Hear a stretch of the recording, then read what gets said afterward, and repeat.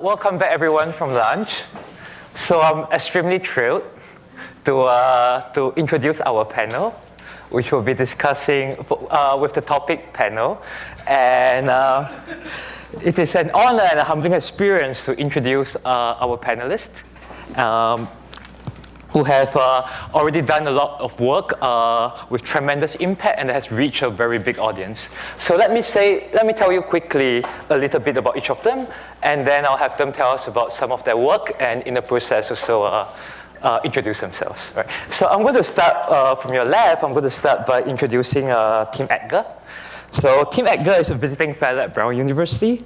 He served in the Obama White House as the first ever Director of Privacy and Civil Liberties for the National Security Staff, and has been a privacy lawyer for the Director of National Intelligence and the ACLU, the American Civil Liberties Union. He also advises technology startups, and quite recently has written an article in Wired magazine making a case for widespread use of strong encryption. So it's very much a cryptographer's friend, so to speak. Next, we have Chris Wiggins, who is an associate professor of applied mathematics at Columbia and the chief data scientist at New York Times. So he's also a co-founder and co-organizer of HackNY, which is a non-profit that organizes student hackathons and summer internships at New York City startups. So he's also a fellow of the American Physical Society. And next we have Susan McGregor, who is an assistant director of the Tor Center for Digital Journalism and assistant professor at the Columbia Journalism School. She has received several awards for her journalism work, including the Wall Street Journal's What They Know series, which she will tell us about in a bit. She has also led several software projects, including Dispatch, which is a mobile app for secure source communications, and that in particular uses identity-based encryption, which you heard a bit about yesterday. And finally, closest to me is Daniel Kahn-Gilmore, who's a technology fellow with the ACLU, and he's an active developer for Debian Linux.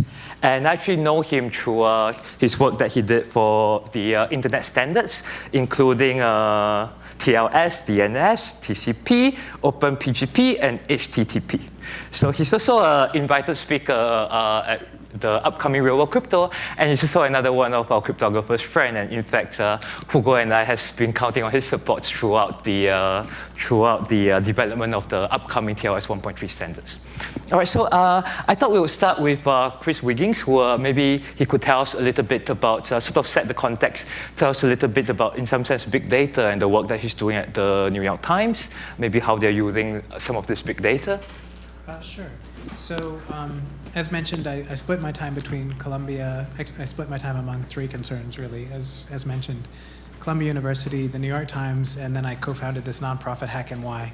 I should clarify that we're using hack in the original sense of the word, which is to solve technological problems rather than to break into things. At the New York Times, I've started leading a data science group almost 2 years ago now, starting in January of 2014. To understand our role, you should understand the org chart of modern publishers, which is church and state. Church is the journalists, the people who possess and defend the craft of journalism, and state is sort of all the revenue centers, so advertising, marketing, things like that. The real modern org chart for any publisher, of course, is church, state, and engineering, because software engineering makes both of those sides go. So within engineering, there's a lot of technical concerns, including the web team and the CISO, the Chief Information Security Officer.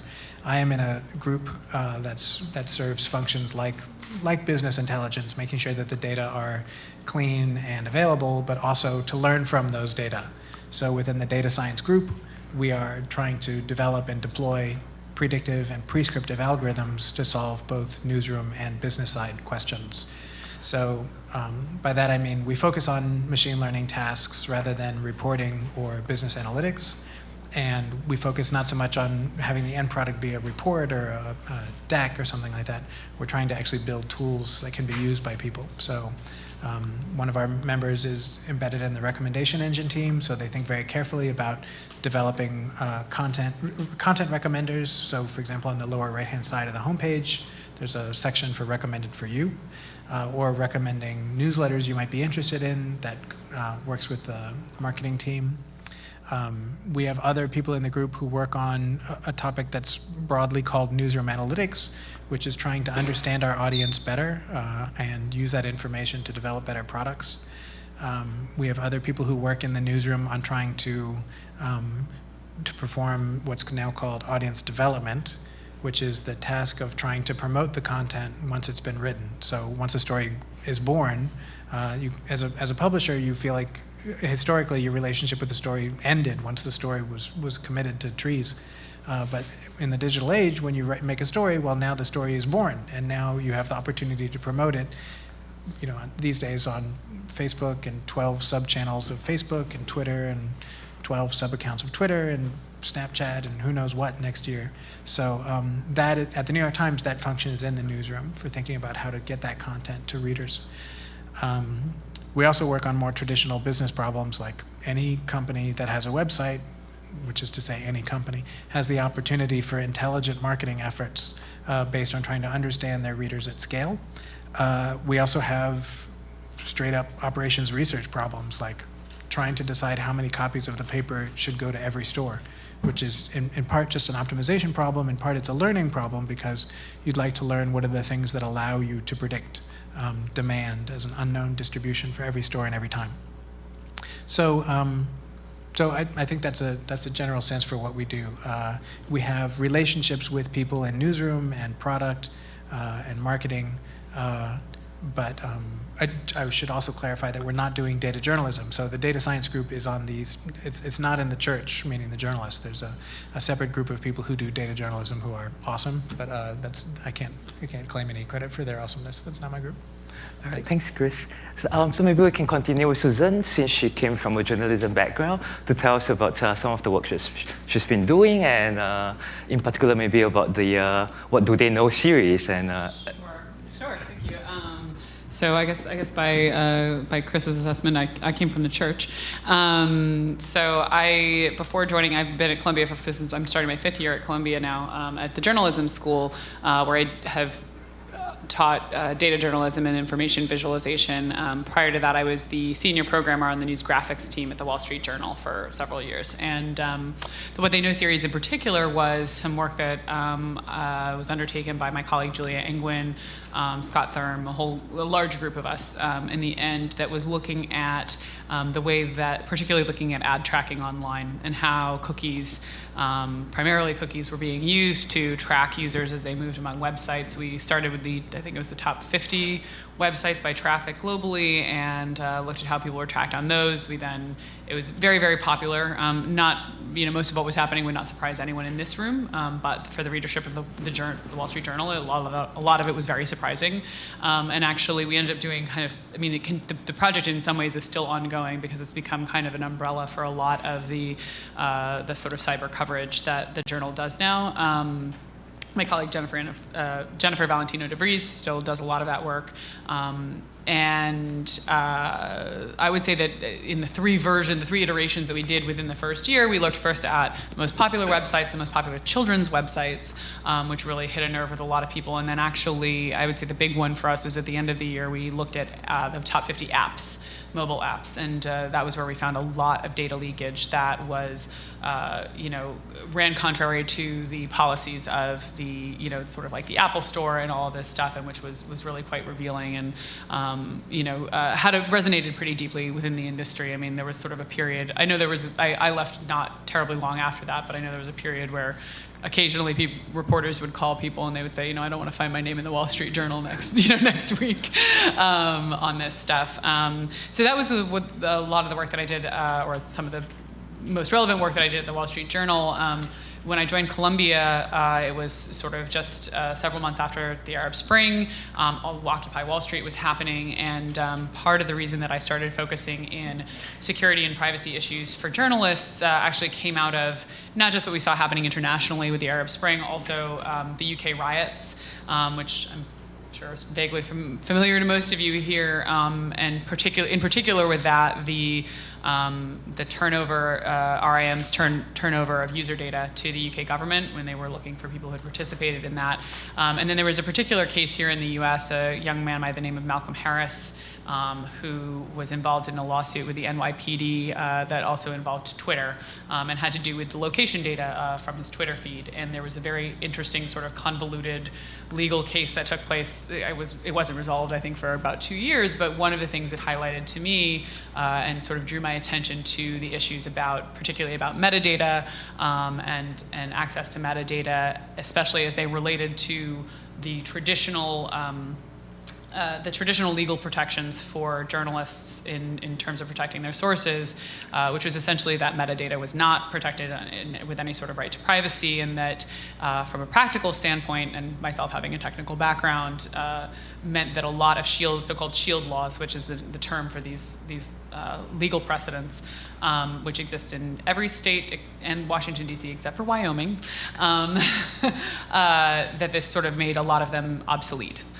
Because a reporter would never have to get on a witness stand and say, I won't tell you who my source is, if you could simply subpoena the metadata of their digital communications. And so that was, since then, as mentioned, worked with some folks here at the journalism school on something called Dispatch, which was trying to support this kind of private authenticated communication a little bit. It was before Snowden, so it was before anyone in American journalism was really worried about security stuff, and since I've been doing a lot more on academic research about the computer security needs and practices of journalists, and now working on usability, sort of usable security and privacy, using journalists as a test community, also looking for other communities with that.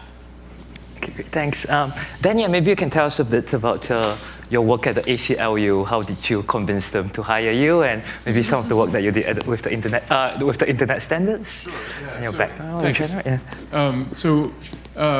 I'm working at the ACLU as a technologist, which is a relatively new position for the ACLU. The other ACLU technologist is Chris Segoyan, who some of you may know from the interwebs.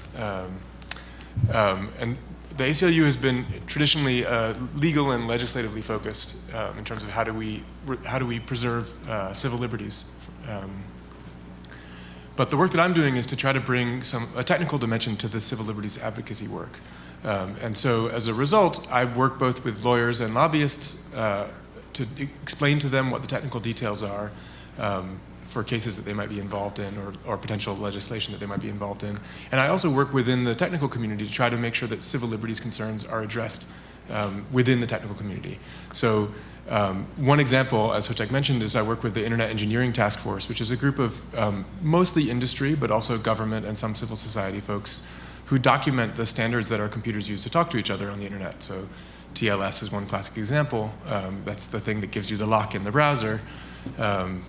And all of these protocols evolve, and as they evolve, we have an opportunity to review them and make sure that the privacy properties that they offer are better than they were at the last round. Most of our infrastructure, as I'm sure you all are aware, is pretty terrible in terms of providing users with sensible, understandable, privacy-preserving options by default. And so one of the focuses of my work is specifically to try to just raise the bar of what is the baseline standard that we should expect from our underlying infrastructure and tools. Because what we care about ultimately is freedom of speech, we care about freedom of association, we care about privacy, we care about the ability to have intimate conversations that are not ultimately eavesdropped on. And how do you do that in a way when most personal communications, most person-to-organization communications are heavily, heavily mediated? And so a lot of my work has been about trying to identify where the points of potential power and control are in communications networks and in information storage, and try to make sure that if we are having some sort of centralized power, to make sure that we can at least monitor what that power is doing, and if possible to devolve that power and diffuse it to try to build a sort of more egalitarian approaches so people can actually have some level of autonomy and privacy. And so I'm really interested to be able to talk to this community because as part of the goal of sort of raising what the standards are, what we can offer, we need to have specific kinds of tools to be able to say, hey, you guys are using X, but Y actually provides a better story for your users' privacy, or for your business liability risk, for when you start to have operations in jurisdictions that you might end up with legal risks with. And so I want to make sure that I understand sort of the ideas that are coming out of your community, and make sure that you also understand the risks and threats that organizations and individuals are being subjected to.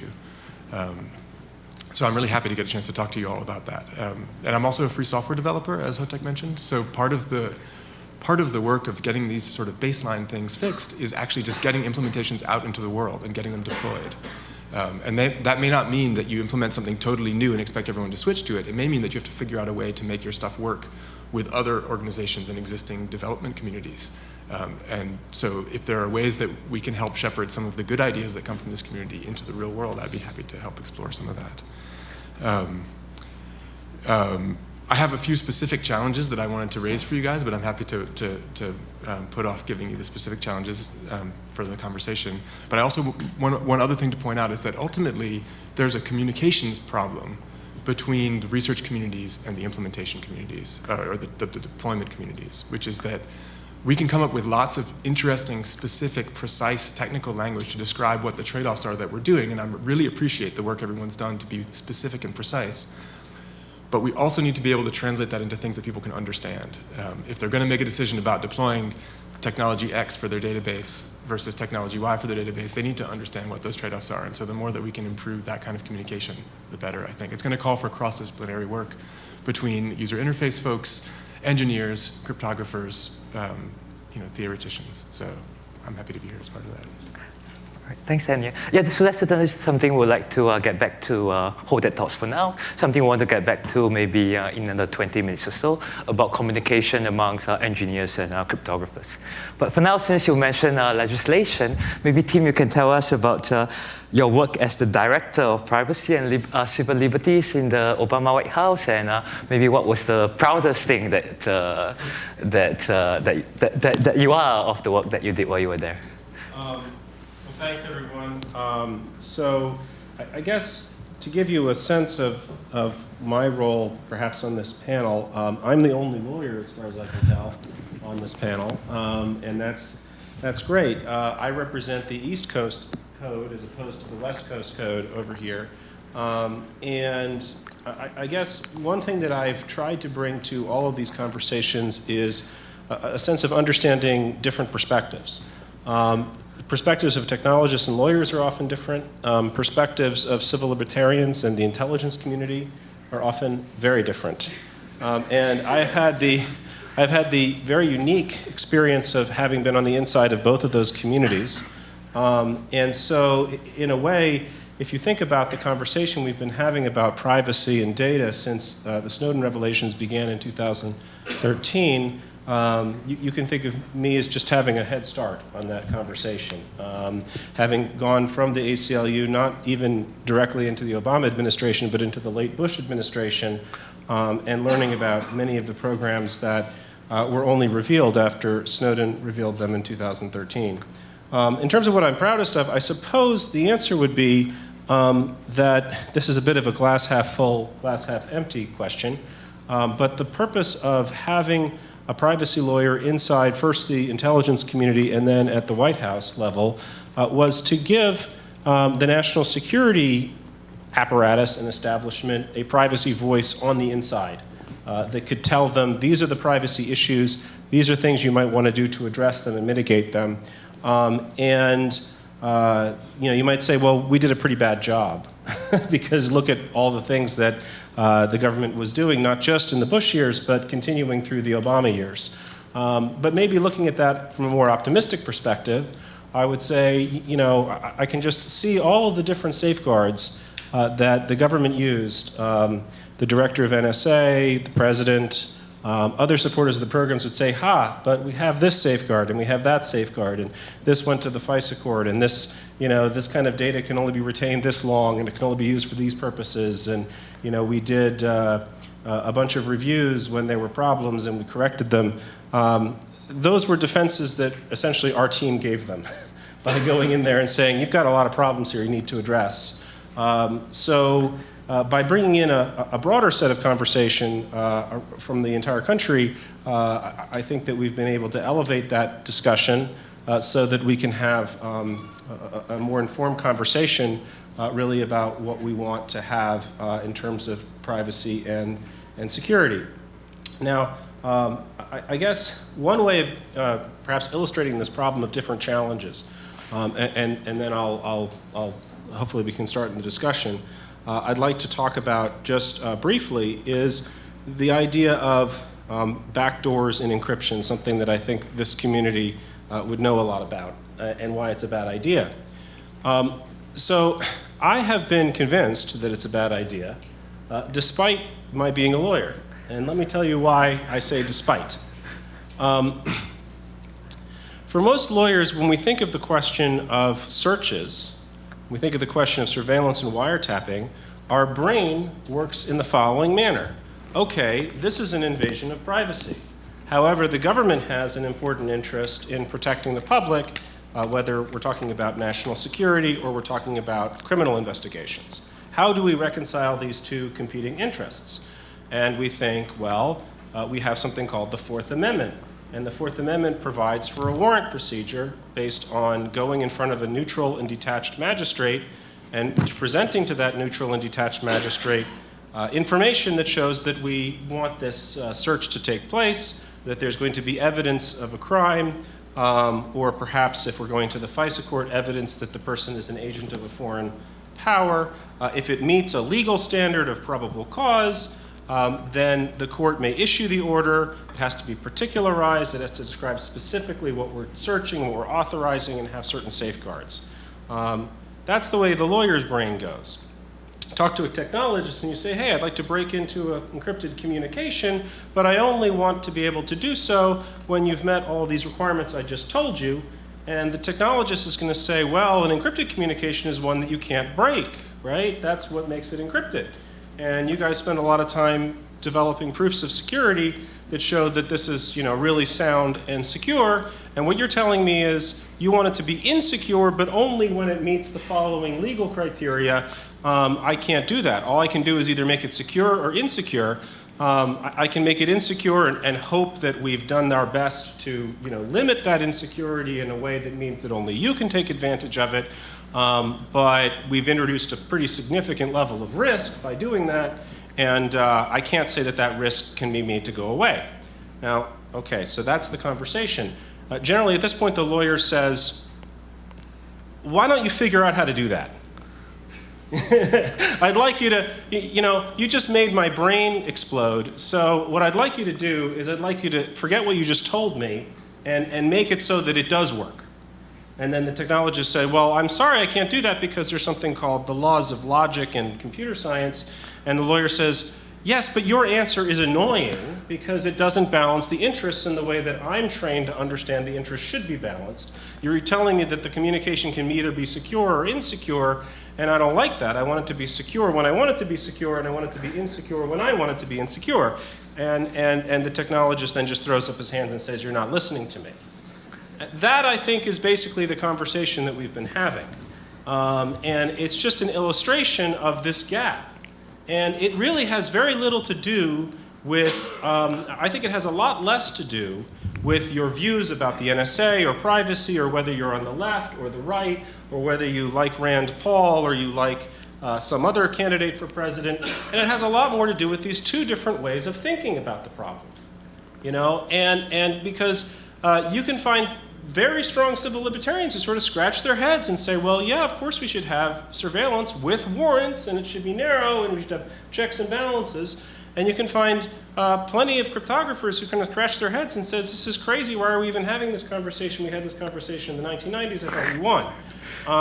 And I think that this is just an illustration, not just of that problem, but of just of a whole host of problems where we need to do a better job of dialoguing between the two communities so we understand each other's perspectives. All right, thank you very much. So as the moderator, I'm going to start hopefully saying less and less, and at some point the panel will start talking among themselves, and then at some point the audience will start asking questions, and then everyone starts talking, and then we move out for coffee break. So right? So, so several of you touched on this. It seems like there's been a general trend towards crypto awareness over the last few years. We have, for instance, Daniel fighting for provable security on internet standards. We have lawyers explaining the importance of having security proofs. We have Susan implementing encryption schemes and selling to journalists.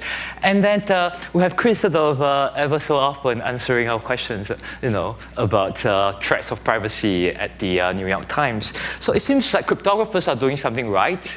And we, part of the things about doing things right is that, for instance, we've been getting more money, and we kind of want to sort of milk this trend some more. So, what do you think? What do you think we're doing right? How did you maybe tell us a bit about how you got interested in cryptography? What are we doing right?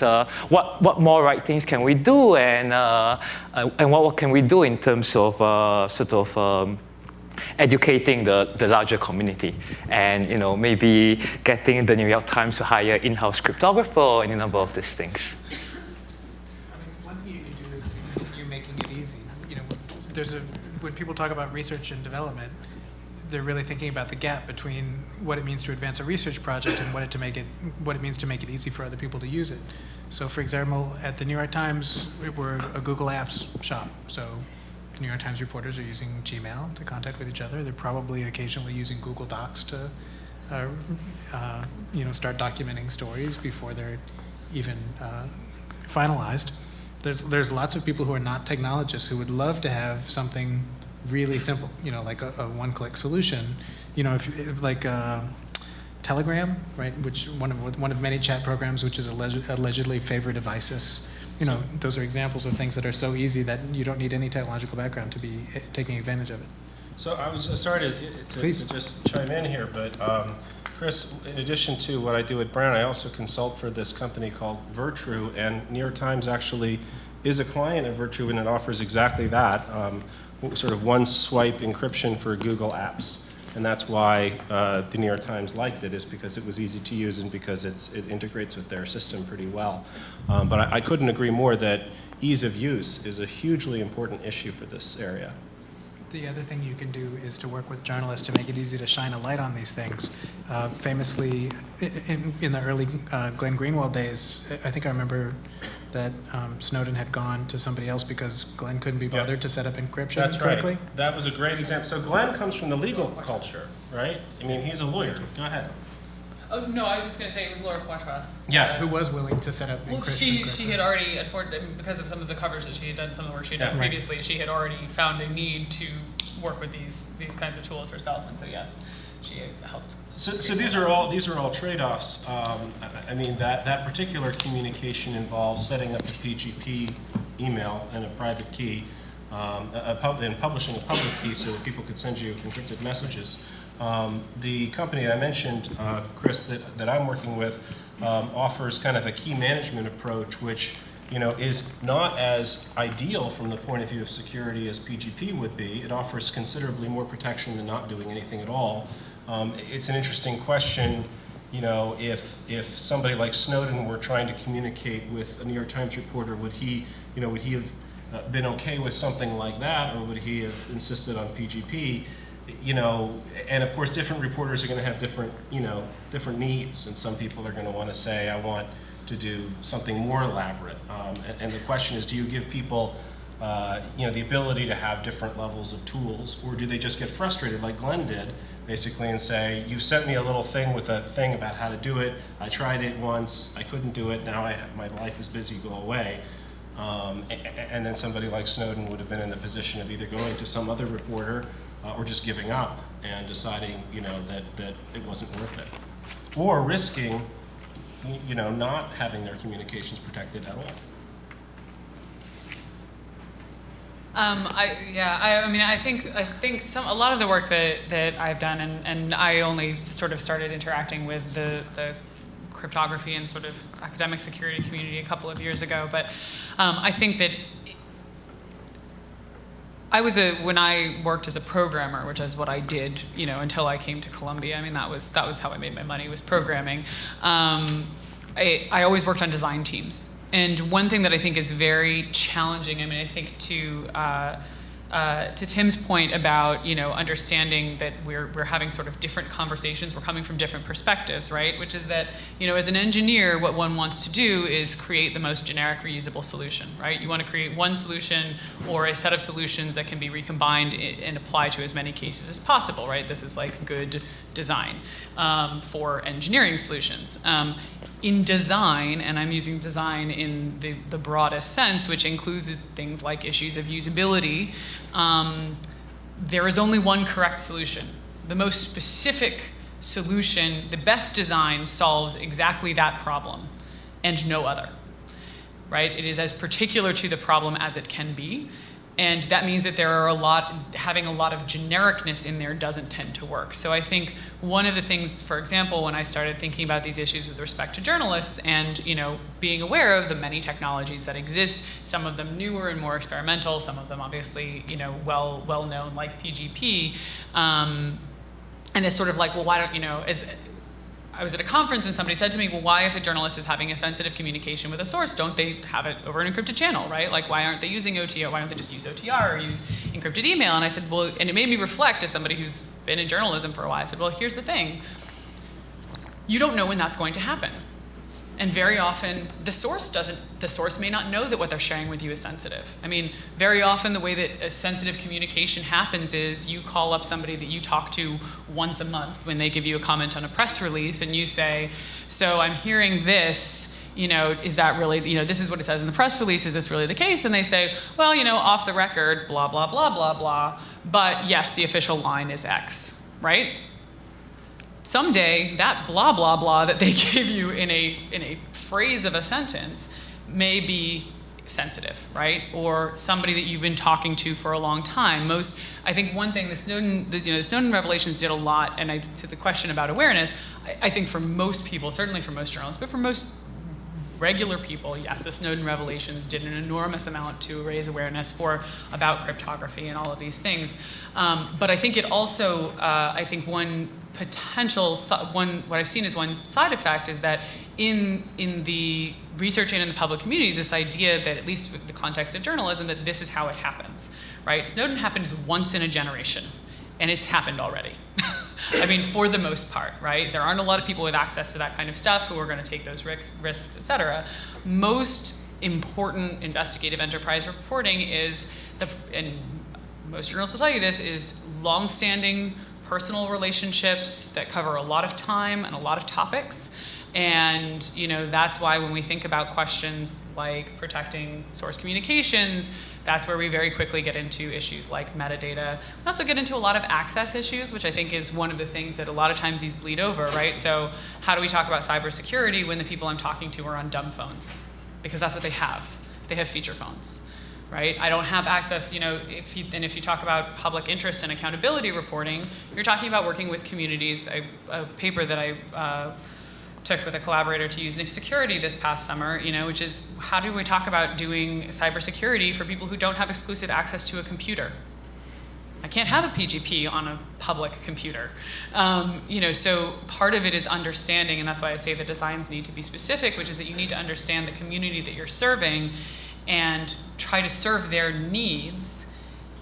If you find a piece of that works, you then can iterate and expand on that and diversify it incrementally, I think, as Daniel was saying, to other communities, right? Because a lot of, you know, journalists, well, teachers have a lot of the same concerns, lawyers have a lot of the same concerns, doctors have a lot of the same concerns, but you have to start somewhere and find something smallish that works, and then expand and refine from there. So I think another piece of the puzzle that Susan is pointing to is that many of these things, if you want them to work at scale, really need to happen automatically and by default. So there needs to be a way that these things can be the default choice. Because if sending an encrypted mail itself is a signal that you've got something to hide, then it's sort of game over. Because people don't want to start sending encrypted mail, because why would they do that? That just indicates themselves as a person of interest. So for many of these scenarios, the question is, can you set up a system that you'll be able to fully replace an existing granted, our existing systems for customer information storage, our existing systems for messaging, they're all bad. They all store tons of metadata in ways that's far worse than any of the proposals that I've heard over the last day and a half here that try to have some sort of privacy preserving. The majority of everything that's stored right now is just stored in clear text on third-party servers, and there's just no protection whatsoever.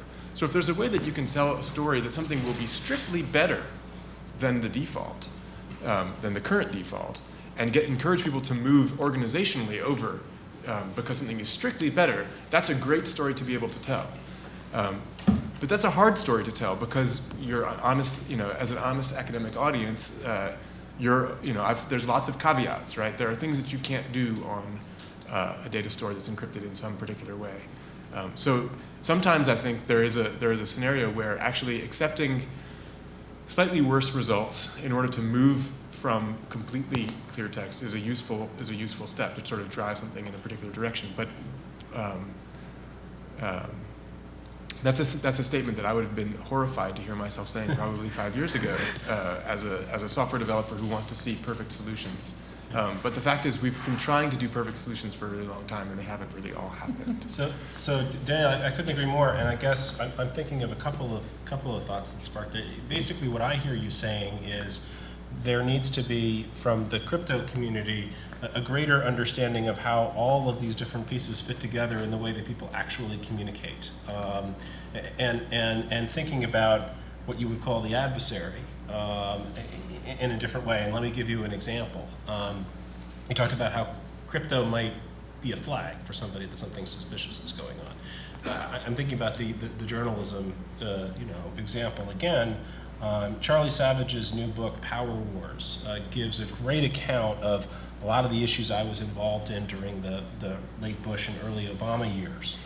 And he has a whole section on leaks. And one of the things he talks about is, why do we have more leak investigations in the Obama years than any time throughout the entire history of the United States up until that point? Put together. Yeah, is Obama, just hate reporters? Is he, more than Nixon did? More than George W. Bush or Dick Cheney did?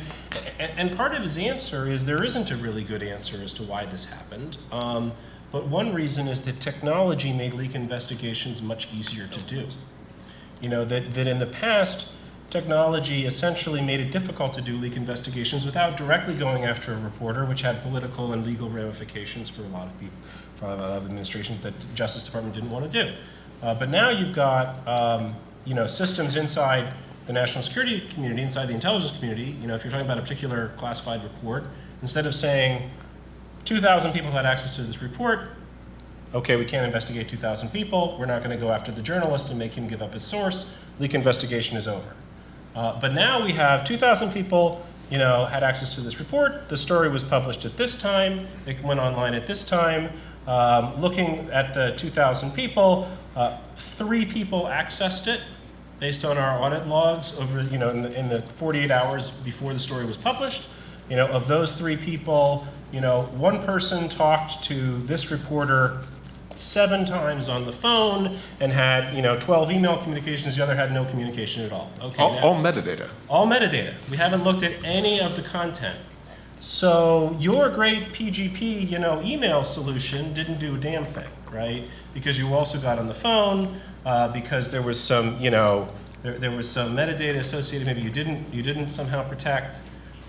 So again, the challenge to the community is, okay, so you've created a particular piece of security that works, but if it's not embedded with the rest of the way people actually behave and communicate, it doesn't do anything. And in fact, it could make things worse because now you've got another flag, which is, in addition to the fact that we know there were these contacts between this reporter and this source in the government, we now know that some of them were encrypted, which is even more suspicious.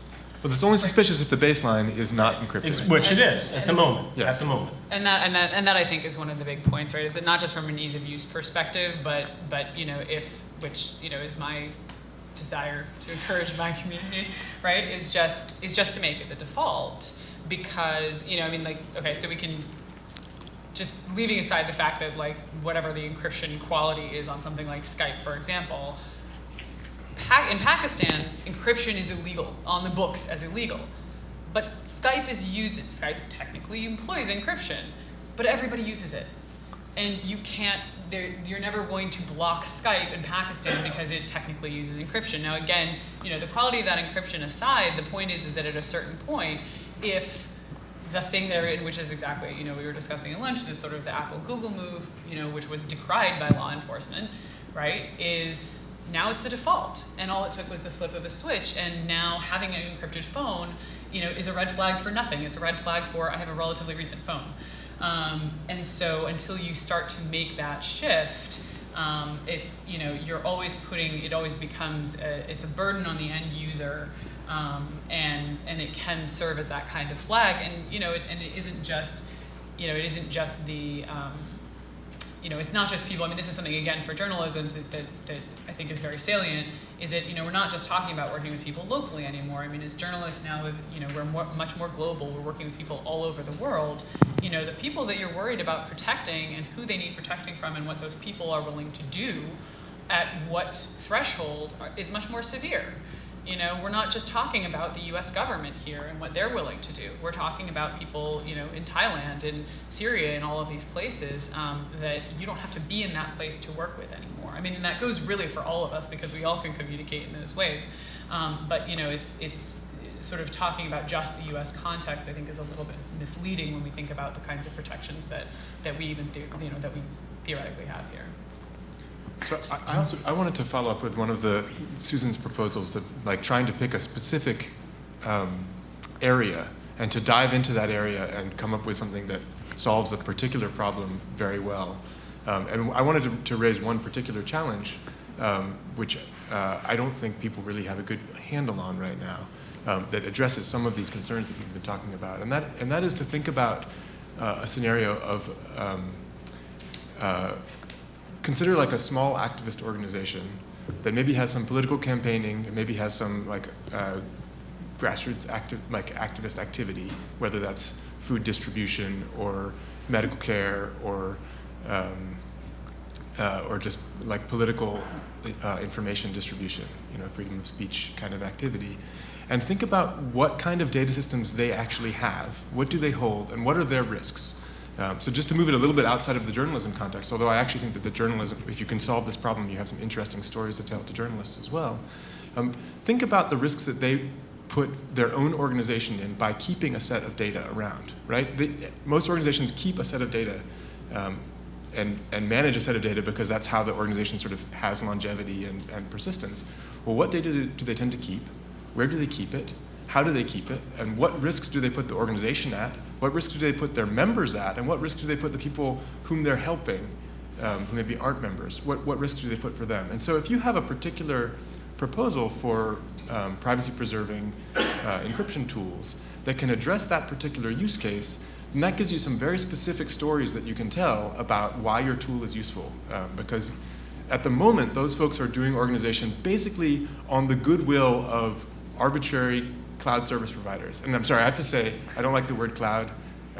There is no cloud, it's just other people's computers, right? And they're just relying heavily on the good graces of whoever's operating those computers. So Daniel, just very briefly, you mentioned the cloud. I've worked with one of our colleagues at the Naval War College, Michael Schmidt, who did the Talon Manual on Cyber Warfare, and he's an outstanding international lawyer. And he was trying to think about all these issues around sovereignty and cyber attacks and how does it fit within the traditional laws of warfare. And he said that for the longest time, he thought there was this really interesting question about the cloud because it wasn't in anybody's jurisdiction because it was a cloud that was floating around the earth. And it wasn't until some computer scientists explained to him, no, it's not an actual cloud. It's stuff. There's stuff in different countries. There's switches and servers and wires. He's like, oh, so it's not in a cloud. And he's like, no. And so that was an example. And this is not a dumb man. This is a very smart lawyer. I don't know if that was, So this is an example where terminology can sometimes obscure. And even if you do know at some level that it's not an actual cloud, and you don't have that problem, it still tends to obscure our thinking, right? If you're thinking about cyber warfare and you're thinking about, cyber attacks, and you ask yourself the question of, when we have this cyber war, who has the right sovereign authority over particular things? If in your head you're thinking it's a cloud, then you make these analogies. And I saw this actually inside the government. The analogy is the high seas. This is like a new domain of warfare. This is a new mission for the U.S. government, is to ensure that we ensure freedom of action in respect of the cloud, and patrol it and make it safe for the world as a resource. And you're like, wait a second, we're not patrolling the computers of somebody in Norway. That's another country, guys. That's not the high seas. That's not a cloud. I'm not sure the NSA always understood that, or that the military cyber command always understood that. And I just want to add that I think like we all laugh when we're like, oh, it's a cloud, right? But at the same time, I think it's something like it's easy in this context for us to be like, oh my gosh, how could anybody ever think that? That's silly, right?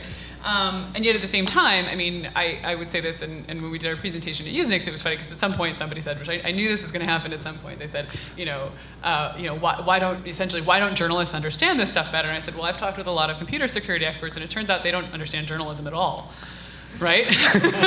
So, there is something to, which is to be careful. A friend and collaborator of mine once said to me, probably the most important, and I think it's one of the most important things for us to keep forward in our minds, which is, she said, most people did not choose computers in their lives. They didn't. They were living their lives. They were doing things differently. Right? They were doing things on paper. I saw a physician a week ago, and he's sitting there and he's going, we got to do this thing now, right? Because there's a law that says he's got to have electronic medical, right? He was doing just fine. So I think it's very, very important. And on the terminology thing, I think the other thing that I said there, which really got a gasp, was when I explained that when journalists use the term anonymous source, okay, they know who that person is. And everyone in their organization knows who that person is. When a journalist says anonymous source, they mean we did not print their name. Okay? It doesn't mean that they went to anonymous and a person. It doesn't mean they went to anonymous. It doesn't, but I think the vocabulary that this communication issue is really at the heart of it, both owning and elaborating to each other where we're coming from and what our priorities are. Because again, guess what? If you're a cybersecurity community, that's what you're worried about. Everybody else is doing a different job, right? Their job is not cybersecurity. Their job is working on behalf of people who need food. It's working on, it's reporting stories. It's doing data analysis. It's all of these other things. So in order for there to be kind of forward motion, there has to be an honoring of the interests and the needs of both parts of those communities. Yeah, I think that's great. So I guess we're sort of leading on to the second topic that we hope to touch on, namely how can cryptographers better communicate with engineers and end users. But maybe Adam has a quick remark. Just a question following up on the discussion we've been having. So I'm not sure if it's a success story or a cautionary tale, but one of the concerted efforts to push crypto protocols to broad use is the Tor project. And Tor project for Anonymous, in the sense we use it for browsing. And, or actually... I would argue that actually Tor project is not anonymous exactly in the sense that It's location obfuscating is what I would say.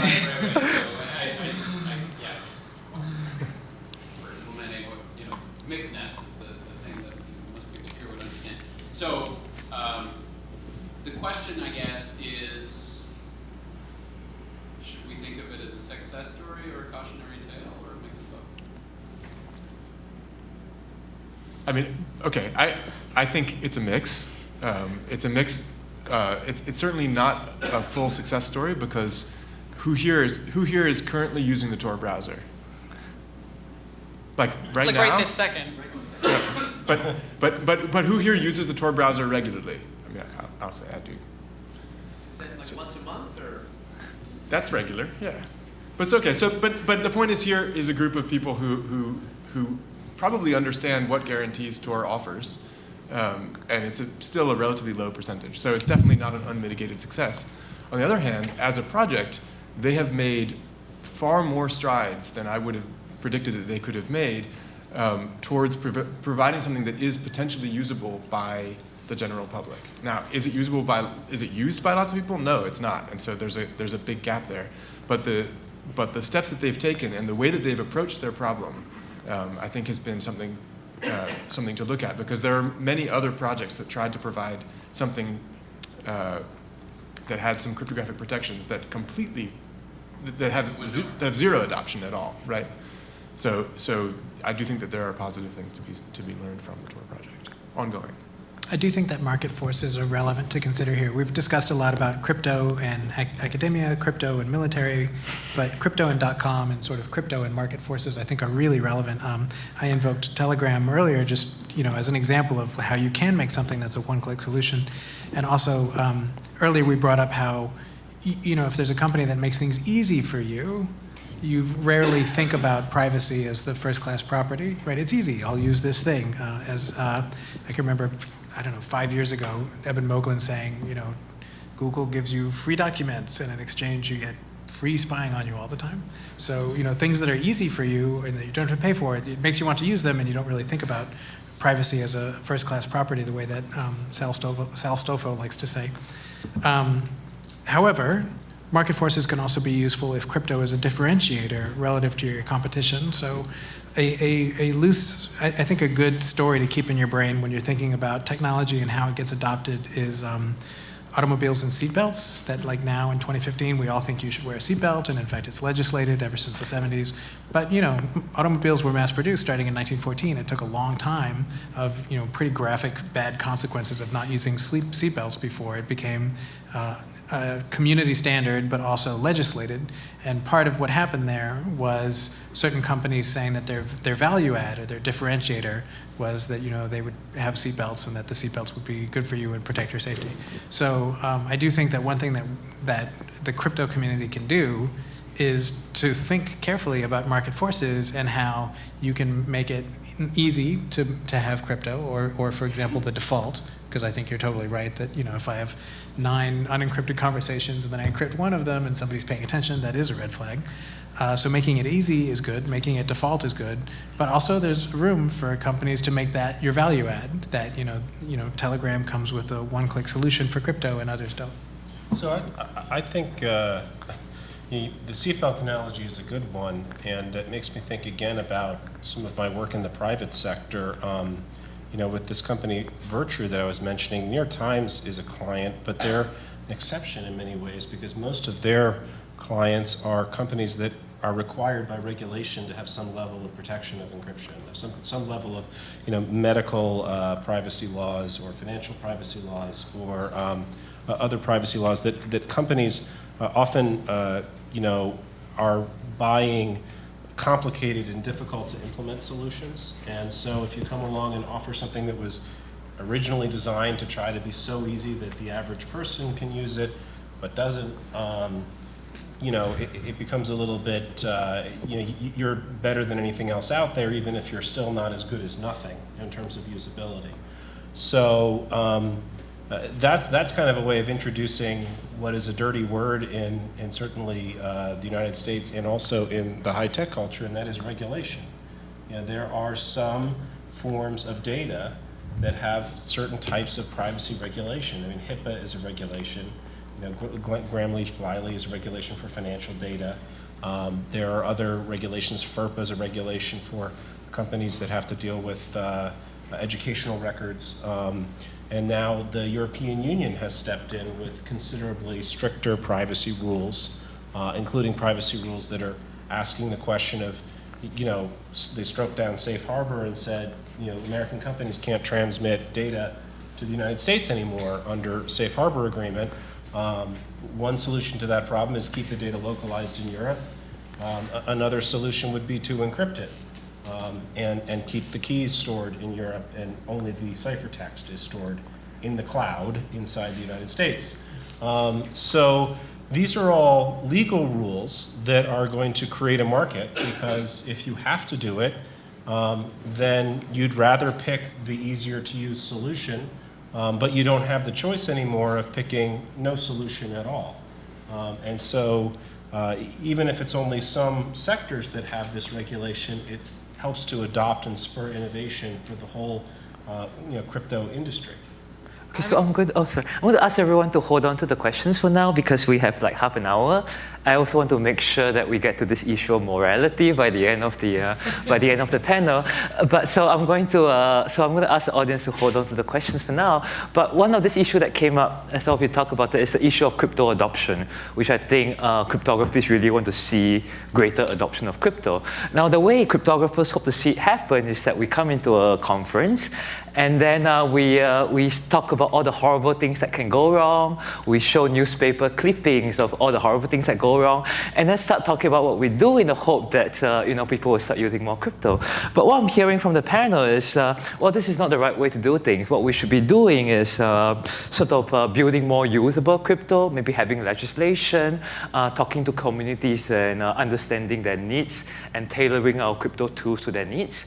But unfortunately, the problem on coming back to cryptographers is that we don't really have the perspective or the expertise to sort of think about, to address some of these issues about usability and everything. So it seems like maybe the right solution will have to first come from a better communication between cryptographers and maybe engineers in the middle and users trying to sort of for us to communicate our tools to engineers and for engineers to tell us what the use cases are and stuff like that.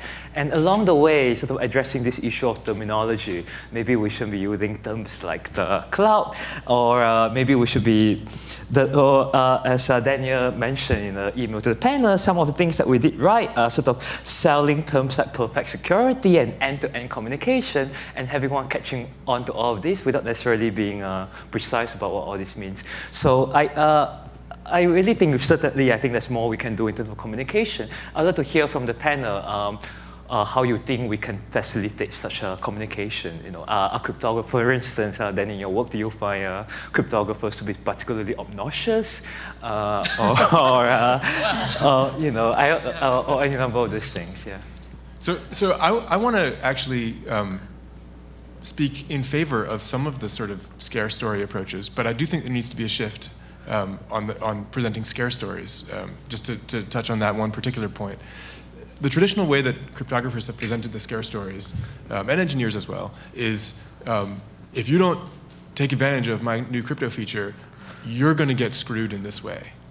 And while I think that there's an obvious reason out of self-interest that that's a compelling thing, I think the shift that we need to actually have happen in order for this to be mass adoption is that actually you're putting your colleagues at risk. You're putting your family at risk, right? Because there are a lot of people who are willing to take personalized, individualized risk on themselves and who feel that they have the responsibility to do it.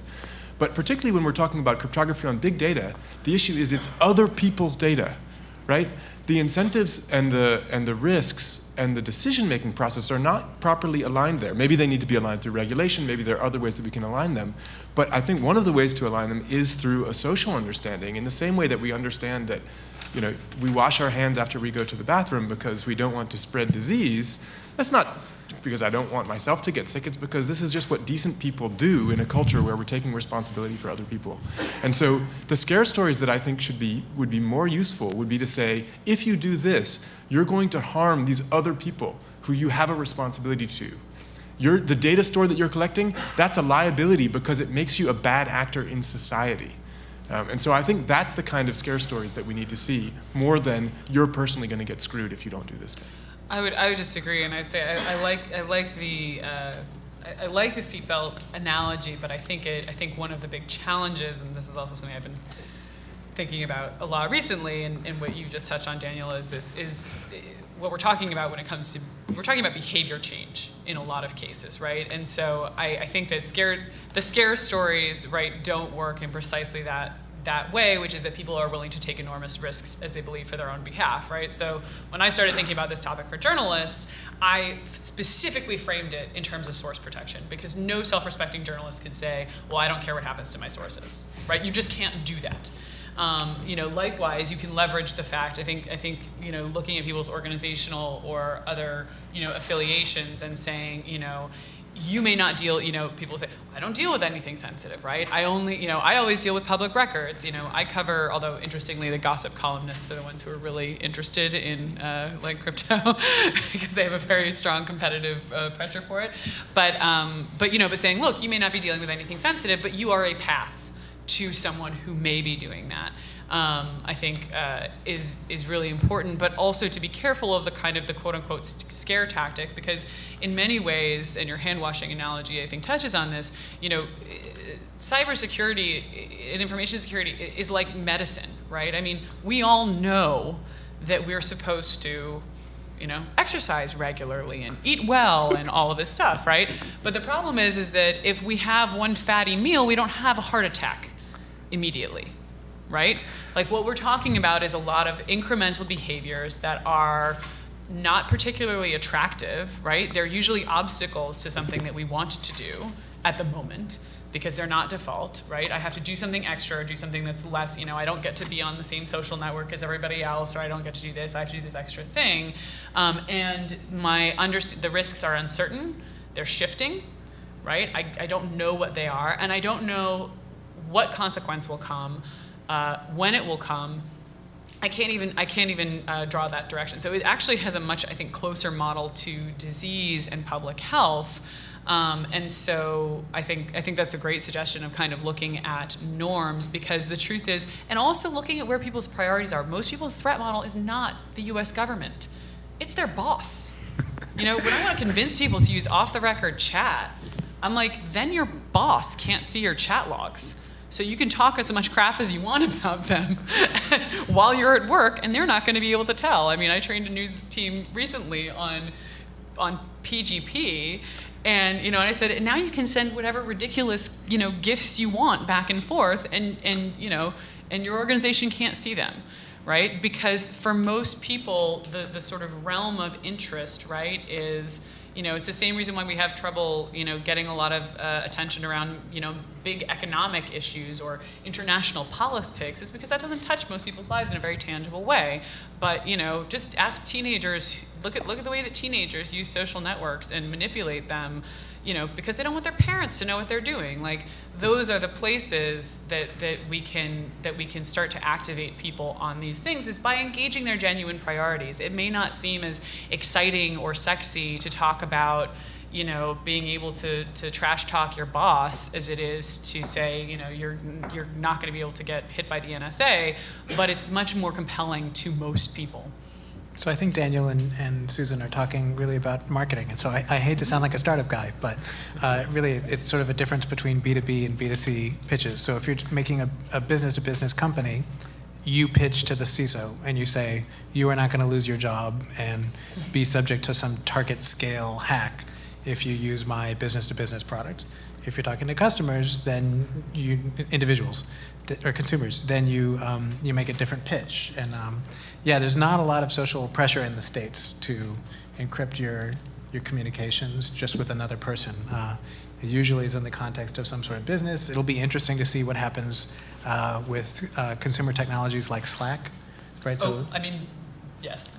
Right, so we talked earlier about sort of a one-click solution to making Gmail more secure. As more companies, the New York Times included, start using Slack, it'll be interesting to see the role of sort of plugins that make Slack more secure. But in general, whatever it is that you're trying to market, you should think about the pain points of the customer, whether that's a CISO who wants not to get fired, or somebody who wants to conduct communications without worrying about them getting tapped. Well, and we also discussed functionality and how, and this is something where the more advanced research of the crypto community is extremely potentially useful, is how do we make these kinds of privacy tools without having to give up the functionality that we want when it comes to search and analysis and things like that. Because if sometimes those are the killer reasons why you don't deploy something. If I encrypt all of my email and I can't search on it, right, that's going to be a non-starter for the vast majority of people, because you need to be able to search on your email. So there are ways in which people have tried to create encrypted email solutions that allow some forms of search. But it's always going to be a trade-off unless you can show me that this is just as quick and just as good as searching on the plain text, and that's obviously a very difficult challenge to meet. I want to jump in on the encrypted email front because this is a question that I've been thinking about a lot, and one of the things that I had sort of jotted down to try to spur. I mean, there were already many presentations talking about encrypted email. I would love to see even more work done on that. But I wanted to stress that for some of the models of encrypted email, for example, for an individual's encrypted email, search on that mail, your competitor for private search on encrypted mail is not going to be, at the moment, I think, another privacy-preserving encrypted search tool.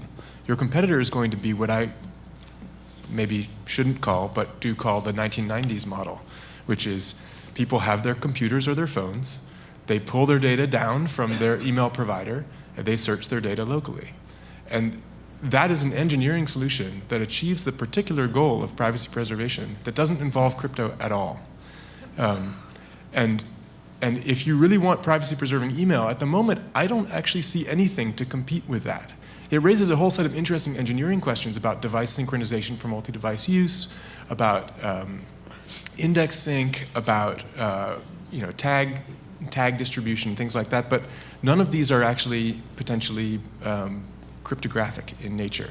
And there is I just want to point out that there are these other solutions that get to the goals that I think the goals of this community are, that are non-cryptographic in nature, and those are the real competitors in some of these particular spaces, particularly the space where it's one person who has access to their data, right? The whole idea of putting the stuff in the cloud was supposed to be to make it convenient. But if the goal is convenient and private, it may turn out that the most convenient and private is the stuff that we had 25 years ago. So Daniel, I don't disagree with that at all, but I do think that one of the things we talked about very early in the panel was just sort of imagining the way in which people actually use their devices. So when I think about that, and I think, okay, so now I only have my DMail stored on one of my devices, which if I lose it, unless I've backed it up, is it's like very quickly that becomes where the trade-off is, okay, that's very nice, and I'm glad that I would have more privacy if I did it that way, but the risk that I'm going to lose my email because I lost my device, or the risk that I can't get my email because I only have my phone and it's on my computer is so high that I'm just not going to do that. Can I interject? I'd like to add two small things. One, which I think part of it does have to do, because yes, that's true, but I think part of that also has to do is sometimes with reframing those narratives, which I think is something that I've been thinking a lot about.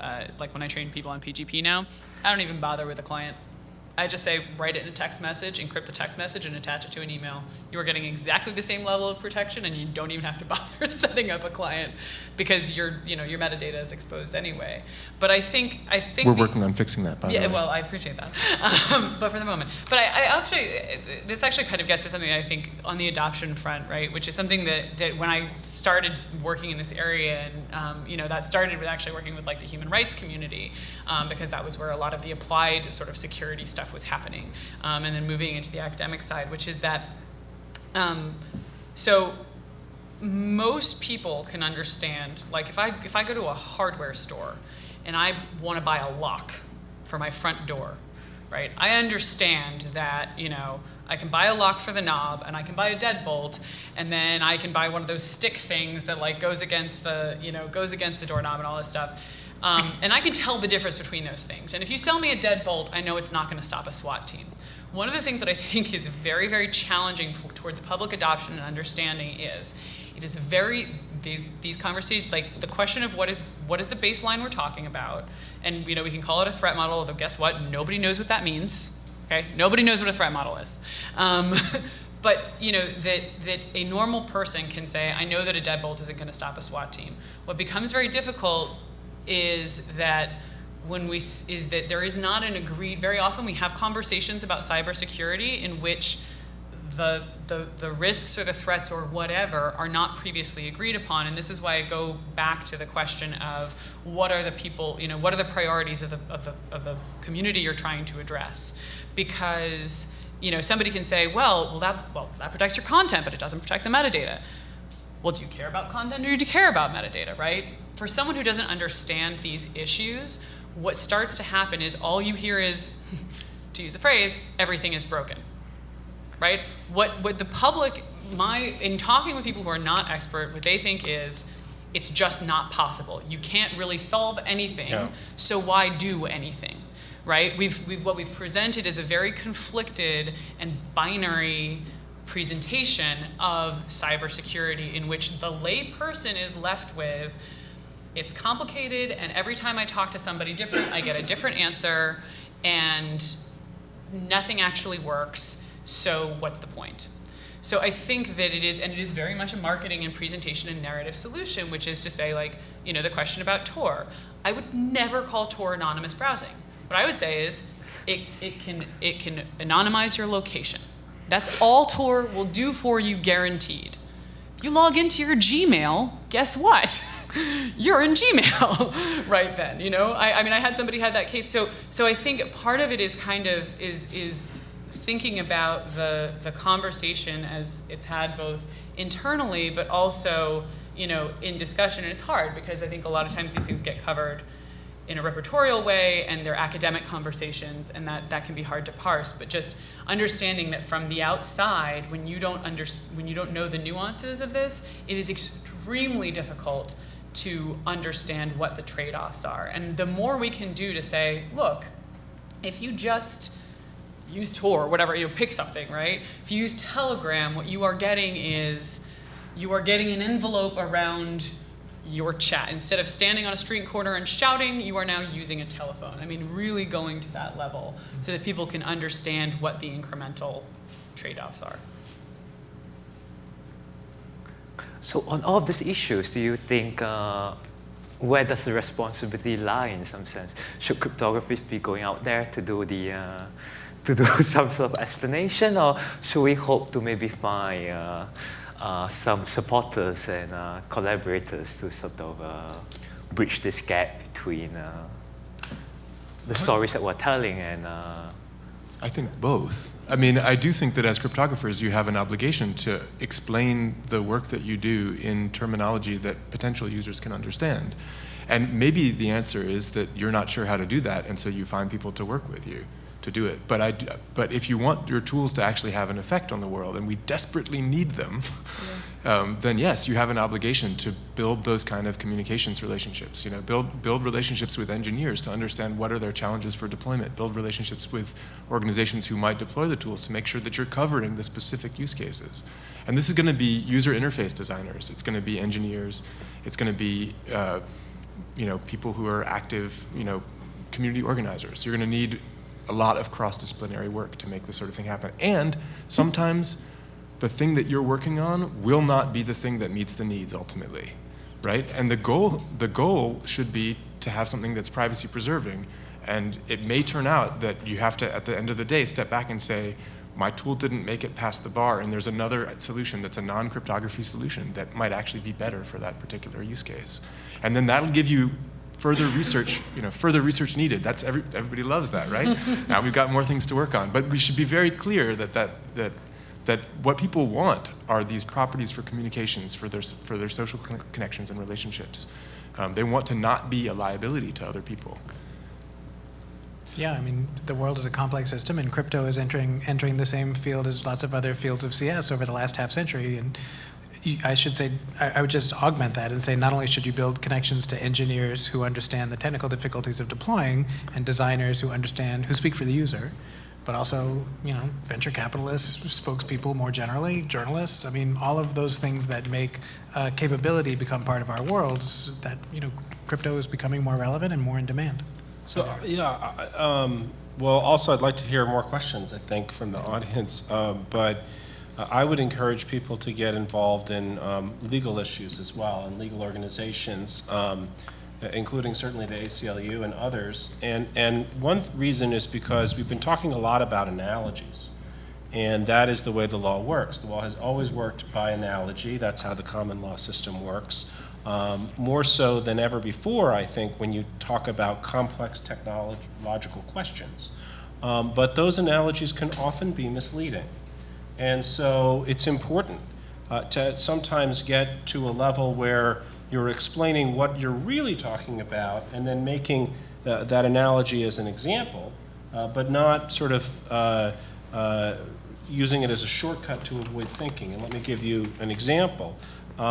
Judges are going to have to make the decisions about whether certain types of data or communications are protected and what legal process the government needs to get them, or in the context of commercial data, what privacy rules protect people's data, what kind of things companies can do with it. And they're not computer scientists. They need to be thinking in terms of analogies.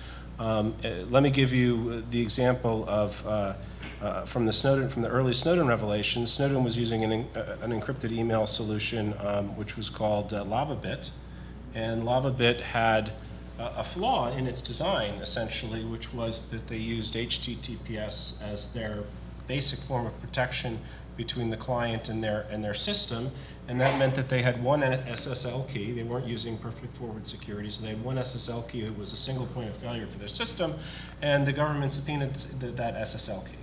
Essentially out of frustration, because they went to LavaBit and said, we'd like you to give us some metadata from this account, they didn't say which, that hasn't been publicly disclosed, but it's almost certainly Snowden's account. LavaBit said, no, we're not going to do that. And then they said, well, we're the FBI, so yes, you are, and here's your court order. And they said, we're still not going to do it. And they said, okay, fine, give us your SSL key. That'll destroy your system, but then maybe you'll pay attention to us. The court said, yeah, of course, it's a piece of data. They're entitled to it. It's a piece of data that happens to be like a key. That decision basically did not even acknowledge the sort of serious problems in what the government was asking for. And I think the main reason is because the judge just didn't appreciate how important this was. The ACLU and some other groups took that up on appeal. Decision was never kind of resolved the issue on the merits, so it's somewhat unsatisfying from a legal point of view. But if that judge had been given, if technologists had been involved with that case right at the beginning, not just on the government side, but also on the defense side, I think the arguments would have been presented to the court in a way that allowed the judge to understand the significance of what he was being asked to approve. It wasn't just a subpoena for, a small data file, which is the way it was presented to him by the government, which was one way of describing it, but a way that didn't really reveal how important that particular data file was. It was not clear in the law exactly what the status was, so he was making new law. He needed to understand that. And so the crypto community can help, I think, the legal system by explaining, what are these particular, what is the difference between this kind of master SSL key and an individual key for an individual user, or an individual message, what is the implications for the privacy of this entire system if you did that, which I don't think this judge understood at all. And don't use Alice and Bob when you do that explanation. No one knows who they are. Journalist and source, right? Provider and, in other words, anchor it in a real thing. Well, I think the basic point is that there are different, these are two different communities. Yeah. And just in the same way that lawyers speak their own language, and we talk about metadata, and we talk about, Section 702 of FISA, and we talk about, also, we're going to get an order under ECPA, and this is a subpoena, and we expect people to know what the hell these things are. There's a big difference between something that requires probable cause and is based on an individual, basis, and something that doesn't require probable cause and, gets the mass data of the entire country, and yet it's easy for a lawyer to say these are approved by the court, or this is based on a court order. That might be true in both cases, but they're very different. We assume you know that it's different because we told you this was based on X, Y, Z provision of law, and unless you are a specialized reporter from the New York Times, like I mentioned, whose job it is to explain this to people who aren't lawyers, you're going to end up speaking that language. And I think that cryptographers have their language, And just as in my explanation of the backdoor, they kind of clash, and it takes a while to really understand each other's language. And Alice and Bob, I use it all the time because I'm trying to talk to cryptographers, Right. and I want them to know When that you're talking I know, to not cryptographers, don't use I know Alice and who Bob. Alice and Bob They're lovely, are. but I even know who invented them. So. there you go. I think it's great that we came to this issue of legislation. I want to put one more question back to this panel, but let me put this. Let me explain a slightly broader context. So I guess the cryptographers recently have a mini crisis right now, where one of our own wrote in an op-ed of some kind that cryptography is an inherently political tool, and it confers on the field an intrinsically moral dimension. So this was in the light of the Snowden revelations and what he called our inability to effectively address mass surveillance. So in particular, in this op-ed by cryptographer Phil Roggaway, he pointed out that historically, scientists have taken on overtly political tools. For instance, Einstein's role in the nuclear non-proliferation treaty of 1970s. So he called on for cryptographers to take on more political roles. I guess coming from this, from what I just heard, the question was going to be, should cryptographers do this? But from what Tim has just said, it sounds like the answer is yes. I guess the question is, how should we be getting our tenured professors and the many Turing Award winners to be sitting on various kinds of legislative committees or advisory boards for ACLU or any number of these non-profit organizations? One thing I would say is that, okay, that's all good. One thing I would say is that, I think we do have, here at Columbia and a lot of places, you do have people in this community who are very public about their stand on, there was a big letter about, backdoors, several months ago that was signed by Steve Bellovin and, Philip Neumann and, Peter Neumann and a bunch of other people, and so I think that there's, and people like, one thing which actually sounds silly maybe to this group, but there are a lot of people who are actually just on social media who I think do a great job from this community of communicating about these issues. And, they've obviously made it a priority to be clear and accessible in their language. And that I think is very, very useful.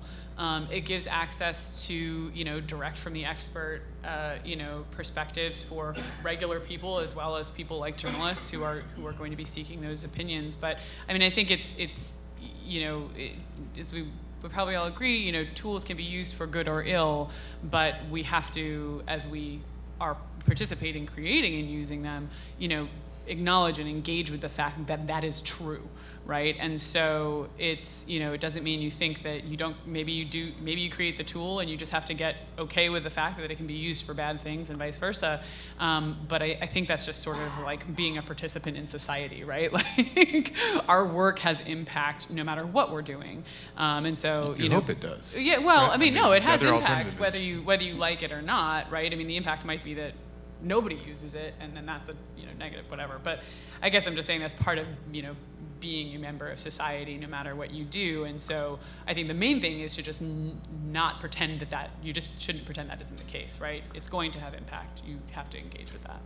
Yeah, I certainly love the idea of the crypto community getting more engaged with society. Physics that's a really interesting analogy. I remind you that physicists who realized the connection had to go and find Albert Einstein and get him to write the letter because Albert Einstein was already so well known that he could write a letter to then president saying actually equals MC squared has some very negative consequences. And then after August 1945, nobody needed to convince people to listen to the physicists because after August 1945, the whole world thought that physicists were really important. They didn't find out for another 60 years that the people who had actually won the war were the cryptographers, mostly in Bletchley Park. There's many ways to engage community through law. Just submitting amicus briefs to court to inform judges like that would have been useful in retrospect. At the low end, I went to a great event at the journalism building about half a year ago with a comic book, the name of which escapes me, about the role of crypto in Gmail. I think it was maybe Terms of Service or something like that. It was great. It was, my 6-year-old read it. Is this the Al Jazeera one? Al Jazeera did a great one on data, like a Yeah, I comic think book on that data. Terms of Service was Al Jazeera, yeah. Generally Yeah, works right. of fiction and sci-fi. There's this great book called Ghost Fleet that was written by some think tank people who I guess got frustrated that their essays weren't getting read by anybody, so they wrote a sort of dystopian sci-fi with abundant footnotes to the actual science that was written, and of course documentaries. You know, a lot of our detailed knowledge of Snowden's experience came from a great documentary by Laura Poitras about that experience. And another community that engaged society was the statistics community in the work of census and gerrymandering. So statisticians have a long tradition of expert witness work, which you may think of as, you know, the work by individual statisticians who contribute in one case, but when it comes to policy decisions, like the way census are executed or gerrymandering is performed, those statisticians are actually working in the public service. And it's fun because in the history of statistics, you get like East Coast and West Coast statisticians arguing against each other in court in sort of parallel as they're writing papers against each other. It's kind of hilarious. So there's many ways for academics to actually impact policy. Very quickly, I would urge, one thing that I've urged is that the FISA court, the secret court that oversees intelligence surveillance, should employ not just a lawyer to present the opposite arguments that the government presents, but also to have a technologist that can help the judges understand those arguments better. I hope that that will actually come to fruition. There seems to be a good deal of support for that idea since I first articulated it. The other point, which going on what Chris said, is that, you know, there's obviously moral dimensions to either protecting or trying to break into somebody's private communication. And I think the assumption, even from the terms used, you know, the adversary or, you know, Eve as opposed to Alice and Bob, you know, I talked to one of the most famous kind of crypto people in the world, and he kind of made this point of, I think two people are entitled to have a private conversation. Well, of course, Alan Turing didn't believe that the German high command was entitled to have a private conversation with, you know, the German armed forces. That's why he broke into their communications. That's how we won the war, was by breaking into communications, as well as trying to protect our own. So there are, in fact, ways in which, you know, I think the government has legitimate reasons to be involved in types of surveillance activities. That isn't to say that, you know, there's no moral dimension to this. I think the point here is that as the rest of society tries to come up with the right rules for how we expect private people to behave as well as how we expect our government to behave, it's important that those rules be informed by good, sound science. So, you know, it matters a lot, you know, if you understand the debate about backdoors, to understand the vulnerabilities that introduces into the rest of the system. You know, it matters a lot to understand the question of lawful hacking. You know, if the government isn't going to be able to have a backdoor into encrypted communications, then, you know, there's going to be ways in which it tries to go after its targets using hacking. There are dangers to ways in which it might hack that might be bad for society. But, you know, I think we have to be prepared to accept the idea that, you know, there's going to be some level of trying to break in which we think is good for society. And trying to draw that line in an informed way will help us, you know, ensure that, you know, in the next several decades, that we end up with a system where, you know, our communications are much more private and secure than they are now, and where there are limited exceptions to that for valid, compelling reasons, we have safeguards and checks and balances that are informed by good technology. And that's where I think the crypto community can be incredibly helpful. So just to touch on that one last point, I want to know how many people here have actually read part of HIPAA, at least part of HIPAA. Okay, so that's impressively large, but not large enough. So you folks, HIPAA has a bunch of stuff about PII, personally identifiable information, that I suspect everyone in this room would be horrified by, because it doesn't describe, our current understanding of what it means for something to be personally identifiable. So that's an example of a concrete place where cryptographers, particularly of the type that are in this room, could provide guidance to people who are working on public policy to try to think about what might we mean when we say PII, because what's written down in HIPAA is definitely not what you mean. So that's just an example, one concrete example. There's lots of hands It's a couple coming up. minutes after 3, but maybe we can keep the panelists around for a couple more minutes and open the floor to the audience. So I guess Ben first, and then. So I really like the seatbelt analogy, but it kind of scares me because it took 60 years. Absolutely, scares the bejesus out of me. That's why I use the phrase graphic consequences, is because whenever I talk about people, like post-Snowden, I bring up that analogy precisely because it took 60 years even to move things, and yet having your data leaked to some other party is completely invisible to you. Yeah, so my worry is, cars are at least still a thing. My worry is we're going to come up with some set of policy that makes sense for technology when we started making the policy, Right. and then it's completely outdated by the time it's legislation. I can totally see that happening. I don't know. That's an enormously difficult problem, and I don't, frankly, have that good an answer to it, other than what we were saying before about informing the legal community better, so that laws are not written in such specific ways that they don't make any sense 10 years from now. The law does not work quickly, and it's not designed to work quickly, and it shouldn't work quickly. When it does work quickly, it's because there was a terrorist attack, and 3 days later, Congress passed whatever the government asked of it in a panic without reading it. And that is not a good way to make public policy, but it's the only way to make law quickly. So we don't want to make law quickly. Wiretapping was not protected by the Fourth Amendment for 50 years. Between 1928 and 68 for criminal and then 78 for intelligence. So, basically, we do have this problem, and I think we're going to have to be quicker, but we don't want to be too quick. So the way to do it is to be proactive and write documents like the Constitution, which are loose enough that hopefully they will be interpreted in ways that will be useful for multiple centuries. I'm a big fan of the Constitution, but it's hard. It says you can't do a search without a warrant, and then there's exceptions. Okay, so what's a search? And now we're off and running as to metadata and regular data and third parties and a million other questions about that, which the courts have been struggling with. And so yes, we can try to come up with something better than just that. But anyway. Laws don't exist in isolation, right? There's this three-party game constantly happening between government, market, and capital. Right, so you've got capitalists throwing money at things, you've got the market deciding what's worth doing, you've got the market influencing government to change its dynamics. Hopefully you don't have government doing things like overfitting to a crisis that happened 2 months ago by writing some crazy laws. Let's take 2 more questions. Yeah, I guess we have exactly 2 hands.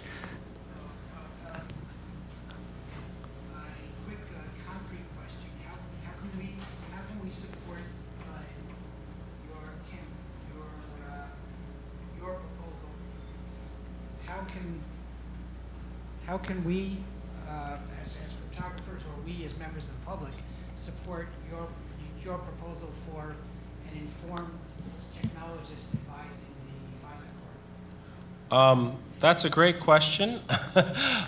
We have, recently Congress has passed something called the USA Freedom Act, which was kind of an amendment to the Patriot Act to scale back bulk collection of phone records by the NSA. It included the power to appoint various amici and special advocates. So I think that we just need to, a letter might be an interesting way of doing that. To whom? Maybe you guys can help out over there, Daniel. Maybe ACLU's interested. A good op-ed. Yeah. So are you asking who to contact to follow up with that? Well, contact me, so I can get the credit. But I think there's lots of people that would be interested in this proposal. I certainly, and from across different sides. There's a lot of NSA people, I think, that also think this could be useful. Certainly the cryptographers will be happy because it might mean more funding for us. It's, I don't think it's going to get anybody rich, but it would be nice to have, more technologists, not just at the FISA court, but in other specialized offices throughout the government, some of which are in the deep, dark bowels of, the NSA, and some of which might be, at the White House Office of Science and Technology and so on. There's a lot of lawyers in the government, and we need more technologists. So I want to just point out that also for folks who are in any sort of academic administrative capacity, you need to think about how to reward the academics who are within your purview for doing things that are not publishing papers. Because publishing papers is not the only way that we can influence things. And so if that means, stepping up and talking, with the FISA court, or if it means participating in internet standards work, or it means, being able to do a review of existing tools that's not just an academic paper, but is a news article, those are things that hopefully will be supported by the academy. We need more engagement from there. So a question from the gentleman, yeah. Yeah, so my question was originally two questions. It's really just one question in two different forms. So there's been a lot of discussion of Telegram, and I don't know about everybody in this room, but at least my personal opinion is that Telegram's encryption is very, very subpar. And I guess we've been talking about it because its usability is top notch, right? But the people who designed the protocol, at the risk of editorializing, didn't really know what they were doing. So how do we ensure that maybe well-built tools with bad encryption don't win? Ultimately, compromise. And this is true of also regulation, right? Regulations have all sorts of crazy ideas of what encryption is or isn't, and the result is that regulations get passed that require people to do crazy things that make no sense at all. Like tokenization in PCI DSS is a perfect example. So how do we stop that from happening? Make the more usable tool with really good encryption.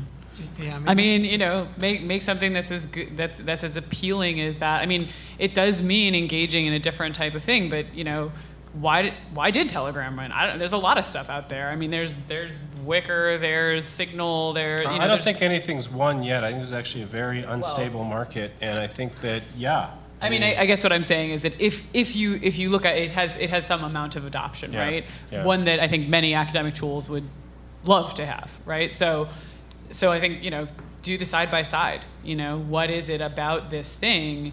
And it's obviously not the crypto, right? So, but it may be the communication. To Chris's point, EFF has also done a good job of rating a bunch of these new apps for various types of security, and if there are ways to make EFF's ratings more user friendly or better or more rigorous, I think that would also be helpful. So then you should call up. I don't think so. EFF? I'm happy if you want to. So talk to Seth Schoen and explain why they shouldn't have a perfect score. The capitalist would say build a better product and market it.